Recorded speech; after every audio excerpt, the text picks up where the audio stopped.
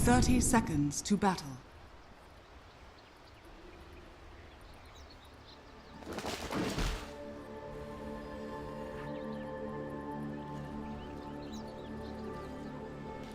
Fight with some puck or disengage with some curse, and whether outsiders will run them over in the fights. You said you liked RNG's draft as we were watching it.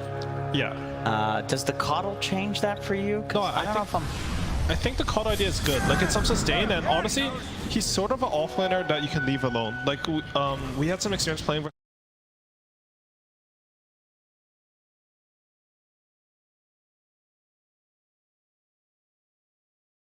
It's pretty decent on COD.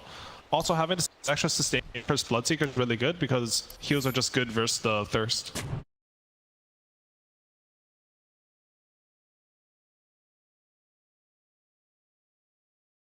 It's not like they really need any more disable. I think their disable's like already quite good. I mean, I feel like Puck like almost always solves disable issues in general. It's just like such an OP hero. Yeah, for sure. And Caudle is like, he's not the worst at catching heroes. Like, you just press your second spell on them and you'll buy some Force Up, you have a lot of cast range. I also like Force Up is really good for Skywrath, so that's a thing. And going back to the Keeper of the Light, since that was your bread and butter as a player, and I mean, not to give anything away for Tundra, although you guys aren't in the tournament. RIP on that, by the way. Apologies.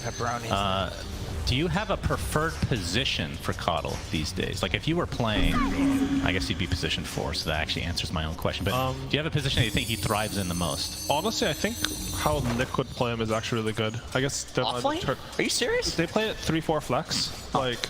So it's just heroes not that easy to deal with, and I feel like people have gotten pretty good against playing against a mid Caudle, which is why we haven't seen it that much this tournament. And the counters in the safe lane aren't that robust yet. As we see DM and Yamich taking a lot of damage from X-Nova's Arctic Burn in this early stage of the game. And how do you think the Ana Terrorblade will fare this game? Radiant's top tower. Does it feel like a good TB game in general? Yeah, I think it's overall a pretty good TB game. Like, he just has to worry about getting bursted by one tiny combo, and after that, I think it's sort of free. Like, a lot of people allow him to hit things, right? Like, honestly, the big thing with TB is, like, when you pop meta, you're committed to the fight. So if they can disengage for you or cut your meta a bit, then they can feel really bad. But in a game like this, you have like Pucko, Earth Spirit, Caudle, even some Winter's Curse. And the other thing is, if they command Terrorblade this game, like, the Winter's Curse will allow him to get Sunder off, and I think he should feel pretty free for that. He's also like, outsiders, their map pressure is not that good, so I feel like the lanes for RNG should be very good, which should allow them to get whatever fights they want. Like, they have some TB and Caudle. Yeah, Bloodseeker is such a strong laner. I feel like I feel like Bloodseeker in general right now is very strong and underrated. And I think that we're like throughout the tournament we've seen more and more Bloodseeker, and where a lot of people think that Bloodseeker is strong is in the early game and playing fast, and obviously his laning is great because if you win the other lanes, then Bloodseeker wins his lane because he just runs super quickly. But man, late game Bloodseeker with the Shard and with Basher, Maelstrom, like, he does so much damage. And then the 2 Rupture charges as well. Like, before, you had to specifically choose to go for this like utility double Rupture build with like the Refresher and the Aghanim Scepter, and now you just get it. You go normal carry build, it's like, okay, well also now you're an offlane Bloodseeker too. So I feel like in these late game scenarios where Bloodseeker would have previously not looked good, he looks amazing. Yeah, I completely agree. I think this hero is pretty strong right now. I think how they use it, like, they picked on 23, and RNG have a counter pick, but there's not really a lot of heroes that beat him in lane, right? So you sort of get this 23 carry, who, even though you don't have the counter pick, is going to win in lane. It's really valuable. I think the hero scaling is good. Like, this game, I think he should probably go for like some, like the items you said. You get the Maelstrom, you get the BKB. The hero scaling is good. Like, this game, and I think you should get like some. I think you should probably go for like some. You should just look to hunt this Caudle. You said you get the Maelstrom, you get the BKB. The hero scaling is good. Like, this game, and I think you should get like some. I think you should probably go for like some. Just first to hunt this Caudle. You said you get the Maelstrom, you get the BKB. The hero scaling is good. Like, this game, and I think you should get like some. I think you should have a really good game. Just first to hunt this Caudle. You said you get the Maelstrom, you get the BKB. A bit beforehand, so this might be a kill. He's going to attempt to TP out. Oh, they not have the damage, but I thought they might have gotten him actually if they kept right clicking. And it's Ramses is underestimating how much is actually doing. Yeah, I think they had him too, but it was pretty close, to be honest. Well, Ramses is playing and we're not, so Give him the benefit of the doubt there, perhaps. This is still really head good. and shoulders as well, which I think It's very important. Yeah, do extra damage. Ali, what do you have to say about head and shoulders?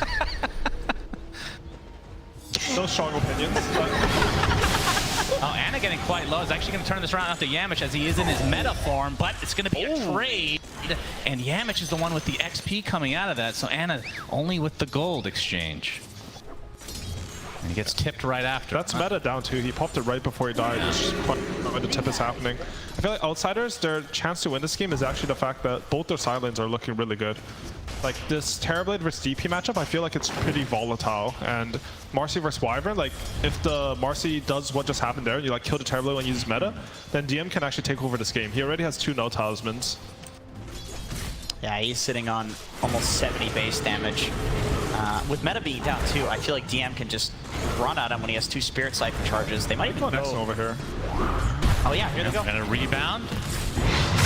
Nova is their target right now. He's going to get disposed back into the creep wave with the Spirit Siphon from DM. He's getting chased by Ana. So be a little bit careful. Cryptstorm comes out as well as X-Nova just trying to limp away, but it's not going to happen. DM gets credit for that one. Now they can turn their sights to Ana. Probably no kill coming from this, but gets down to half HP just after TPing. Yeah, and he has to buy his own tangles and more regen on Terrorblade. Terrorblade this game, he just really wants to get to treads and make sure he can farm fast this game. But the death and these trades are really delaying him. They even have some double wave pushing in. They're going to pressure him under tower here. Also, because of how this lane is going, as they go on Ana again. He's going to get disposed again. Cryptstorm to follow. And he does have a couple tangos, but it's going to be a slow regen for him. I feel like he really needs to buy a solve there instead of tangle. Oh, he's actually getting solved by X-Nova. Okay. So, what are your thoughts? I mean, I haven't gotten to talk to you, Curtis, about the changes of the health salve, but from like a team perspective, how big of a change do you think that was? Like Jenkins was saying, it might be the biggest change in the last few years. I mean, last few years we had like outposts and neutral items and stuff like this. Since the neutral items patch, okay. It's like since those big patches. It's definitely big. It affects how aggressive you can play on carry lane, but honestly, I don't think it's that big. Like when I play support, I just buy a lot of tangos, and you just constantly give your carry 2 tangos, and they're just gonna buy like 1 soul before you'll buy themselves.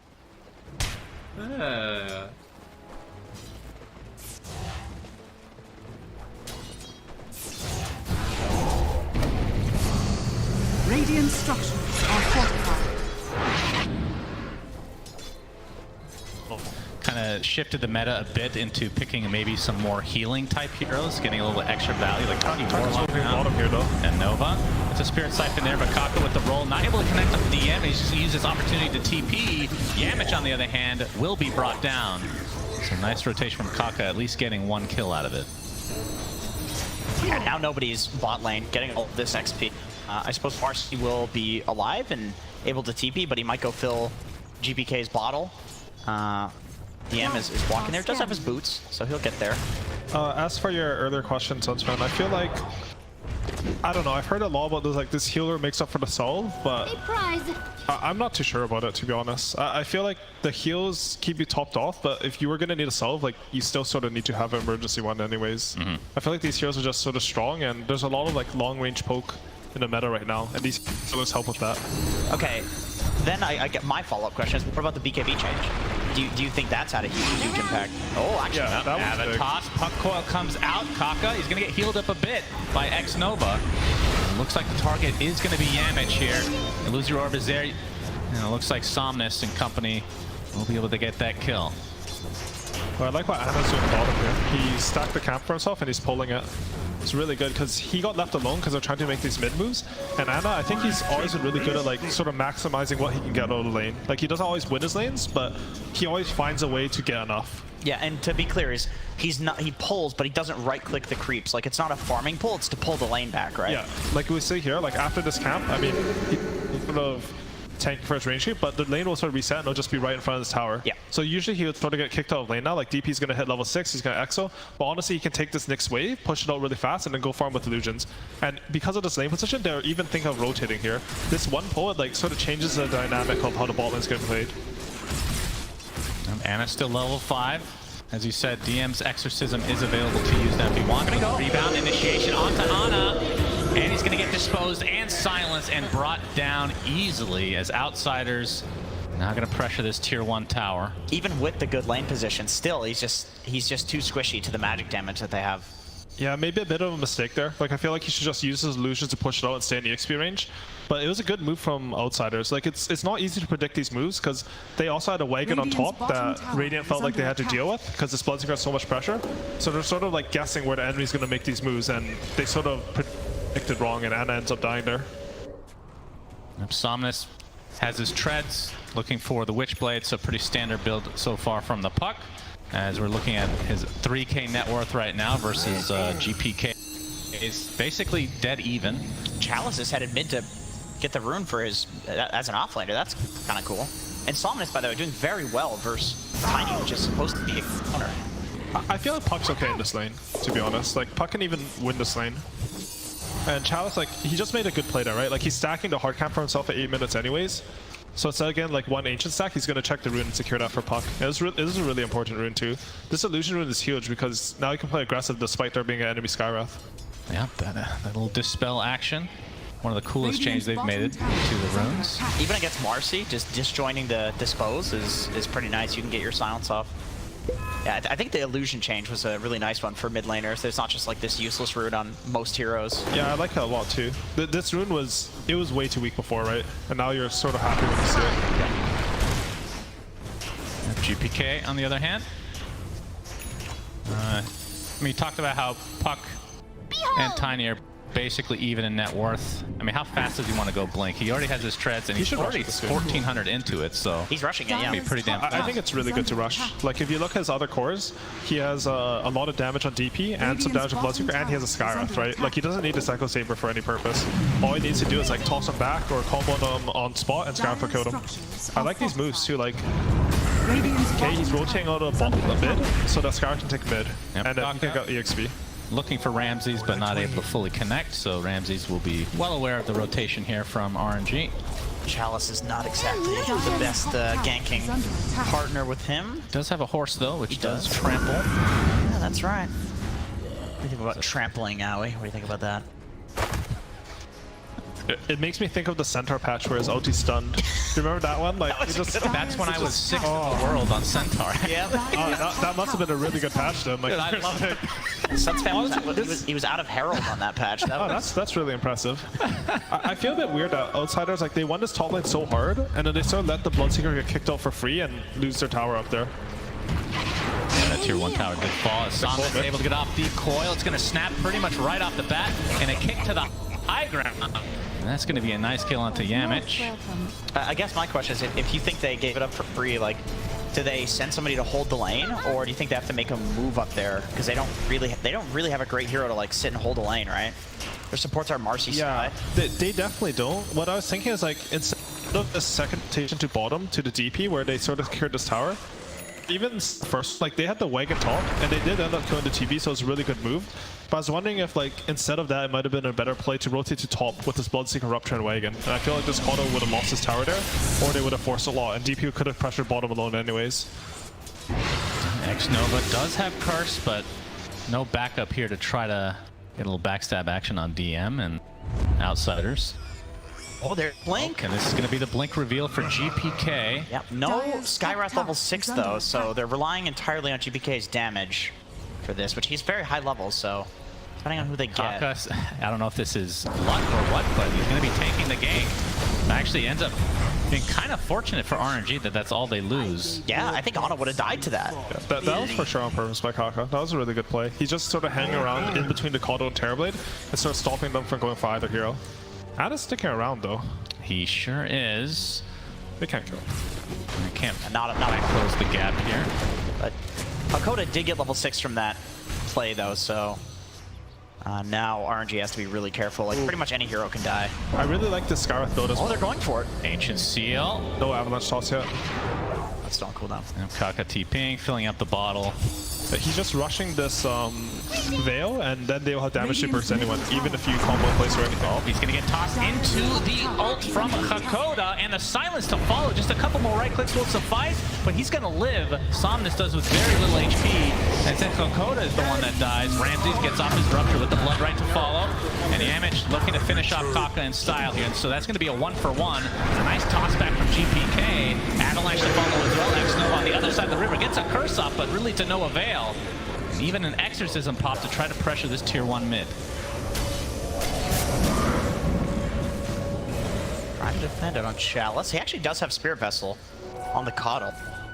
No charges yet, of course. That'd be very valuable against this DP right now. Yeah, you can sort of see, like, this Coddle, he had sort of a rough lane, but he sort of just stacks up the jungle and does his thing. And he's still really strong right now. Like, you cannot run into this Coddle. This is sort of one of the reasons why I like RNG's lineup, because I feel like the Coddle can slow down the push. That being said, Outsiders up 3k, and like their position in the game is good. I think it's better than expected in this game. And we're going to see a smoke here from RNG. Somnus leading the way. Not quite done with his Witchblade. DM would be a very nice kill. Orb is coming, but he's going to spot it. Coil does connect. Now Chalice on the high ground, but we have Kaka coming in, gets the kickoff as well. And this looks to be an easy cleanup for RNG. And that's a valuable kill for sure. Beautiful execution from RNG there. And they're going to go to the enemy triangle now. Oh, this is cool. Yeah, just running and invading. It's like we get this kill and... Did they block the camp? No, they're just sentrying. But still invading, just like pressuring as close to the enemy base as possible. I like this a lot.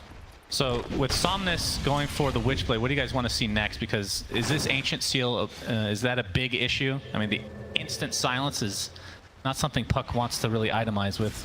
We've seen Yules in the past. We've even seen BKB this tournament, actually. I feel like there's nothing he can really itemize versus it other than some Sanjakaya. So just the status resistance. Yamich able to TP out here in the top lane. Because he's going to get tiny comboed anyways. Like, he should be playing to survive that. Ramses, a recipe away from BKB. A Blood Rage Tiny. He's going to do a lot of damage. But I believe RNG have an idea this is happening. The roll is successful onto the sky, and Coda is dead. This is his ult, but relatively low cooldown. I think the smoke just timed out there, I'm pretty sure. Like, it just times out and they're standing directly on the board. Very unfortunate for Outsiders. I mean, we're only 14.5 minutes in, and Outsiders up, well, it was just 3k down to 2, so a high 2k net worth lead right now. And is this kind of what's needed against a Terrorblade to get off to a good start to try to prevent him from getting to that ultra late game, or? Yeah, for sure. Against Terrorblade Puck Coddle, like, you definitely want to win these lanes. I liked how Outsiders have now positioned themselves on the map. I felt a bit before this that they weren't utilizing the enemy jungle that well, but now DP is down here, even with some Tiny and one support, and they're going to like farm all the enemy jungle and their Ancients, and they should be like trying to place a ward in their own jungle and looking for moves around there. I'm just sort of clicking on it. I'm not too sure. I think Guests are waiting for the BKBs on DP and Bloodseeker. Bloodseeker, yeah. Once they get those, they can sort of actually invade the Terrorblade's jungle and triangle. Before that, it's sort of dangerous. Yeah, they had like the one chance with the blink reveal on Tiny, but after that point, I feel like there's almost always going to be a support there breaking. Can you kill Somnus here? Oh, we're going to see a silence. Somnus is in a lot of trouble, getting Spirit Siphoned as well. The Avalanche to follow. He gets off the coil and the phase shift, and it looks like he's going to Illusory Orb away and be just fine. But the same cannot be said for GPK, so completely punished from the side of RNG is... Doesn't look like they're going to get any more on top of that, but still, the fact that Somnus is able to live pretty big. That's 2 times. If Somnus was not on Strength Treads, he's dead. 2 times. He just knows when he's in those dangerous positions. Stay on Strength Treads. I feel like the Skywrath should be with him there. Like, I'm not too sure what Zakoto is doing. He should want to play the enemy jungle with his Tiny. Now, Hakoda is Spirit Vesseled right now. And this tier 1 tower is going to take a bit of damage, but should be able to defend. Hakoda even has max Ancient Seal too, so yeah, I think. Oh wow! I think you're totally right. Max Ancient Seal Veil. Like, this is entirely to set up for to make Tiny stronger, right? So you definitely want to play together. All right, Ramses has his BKB now. Let's see if that's going to be go time for Outsiders. DM, yeah, he also has his. They have a smoke on the Marcy. We'll probably see them push out one more wave and a smoke into the enemy triangle and try to kill this Terrorblade, who has just used meta. Okay. Yamich almost has his blink. Actually, he just picked it up on the... Oh wow, he's pretty farmed though. Exo popped to take this tier 1 that's at half HP. So Outsiders obviously committing to this as GPK onto the high ground, trying to find somebody, but Top tower is under attack. Radiant's RNG ends up dodging him here. So the tier 1 tower looks to be Outsiders with no defense mounted from RNG. But Roland, Kaka, he's going to get the kick off, and GPK stuck on the cliff. That is the worst spot to be on the map, but the Mystic Flare might be able to trade Kaka, and they do, but again, GPK is a position 2 for Outsiders, and they're going to have to hightail the hell out of this fight. That was amazing. What a play for Kaka. I think, honestly, like taking a mid tower is never bad, but I feel for like how strong Outsiders are, they have this double BKB Blink Marcy timing. They probably should have gone for a bigger play than just hitting the mid tower from the front. You think they want Ana?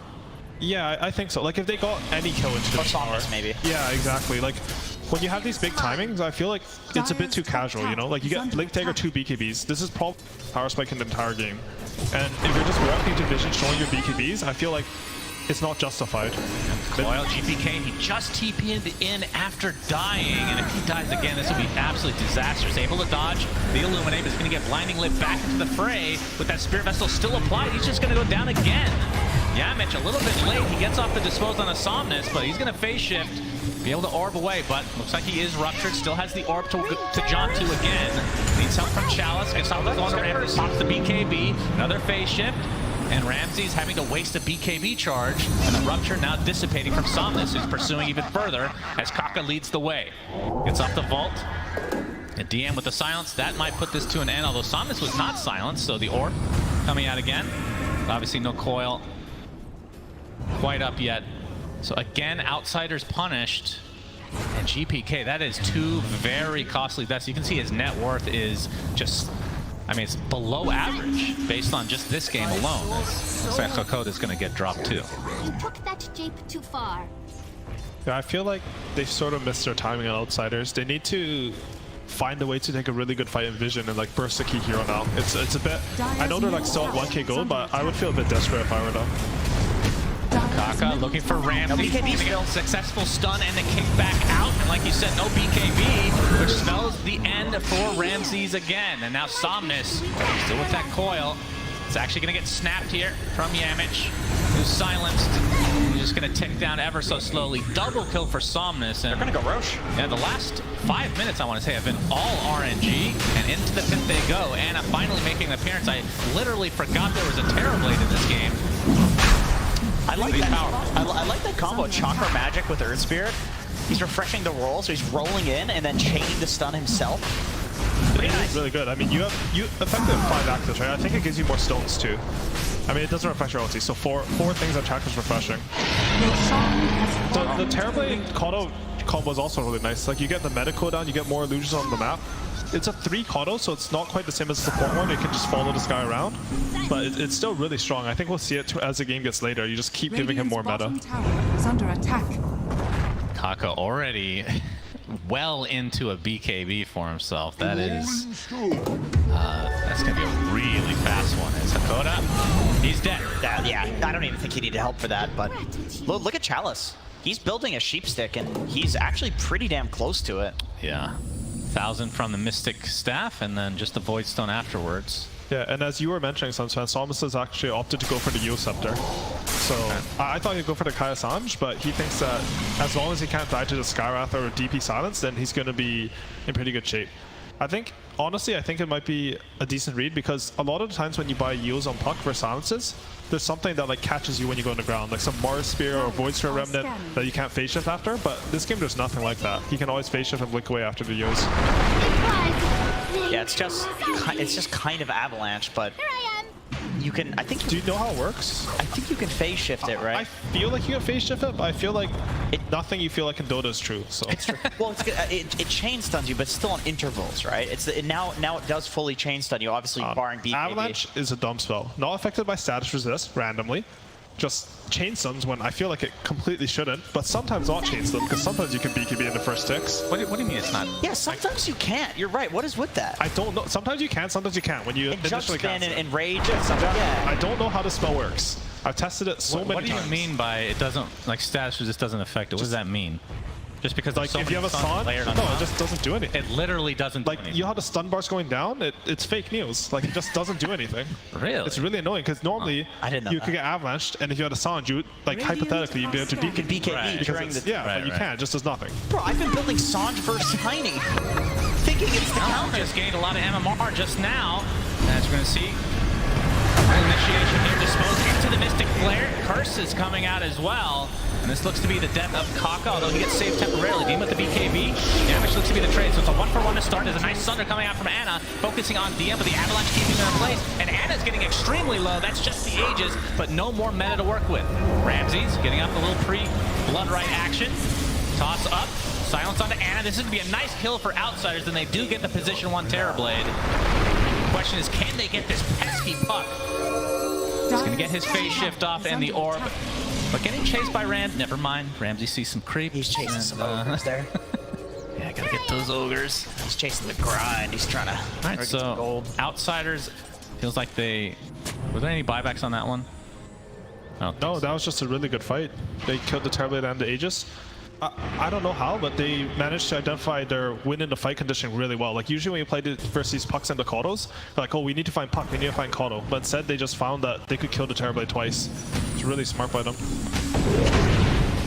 He is in the river. I feel like I expected a save to come out from Wyvern, but I guess he's kind of getting zoned out. He used it on the Earth Spirit. Oh, yeah, setting up for the They Sky. sort of like baited this. Like, they did cast as well as Earth Spirit, did end up killing him, but the main focus on the fight was on Terrorblade. They saved enough to kill him. Radiant's bottom tower And I guess is if he under attack. metas and you kill him and he respawns, like, you still got the meta. You still didn't have meta, so you're cool with that either way. I like GPK's adjustment as well. Instead of going for the Aqua Saber, he went for the BKB, and now he's going for the Dagon, which I'm not too sure he'll finish, but the idea I think is really good. I was thinking he could just go for the Aghanim Scepter, but maybe